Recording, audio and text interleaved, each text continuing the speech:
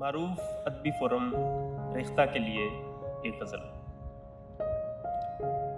तो क्या एक हमारे लिए ही मोहब्बत नया तजर्बा है? जिसे पूछिए वो कहेगा कि जी हाँ, बड़ा तजर्बा है। समझ में ना आए तो मेरी खामोशी को दिल पर ना लेना कि ये अक्ल वालों की दानिश से मावरा तजर्बा है। मगर हम मुसिर थे कि हमने किताबें बहुत पढ़ रखी हैं। बड़ों ने कहा भी कि देखो मियाँ, तजर्बा तजर्बा है। कठिन तो बहुत है मगर दिल के रिश्तों को आजाद छोड़ो। तवक्को न बांधो कि ये एक अजियत भरा तजर्बा है।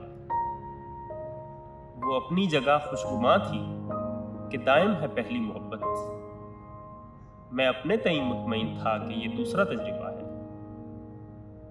किसी और के तजर्बे से कोई फायदा क्या उठाऊं? मोहब्बत में हर तजर्बा ही अलग तरह का तजर्बा है। बहुत शुक्रिया।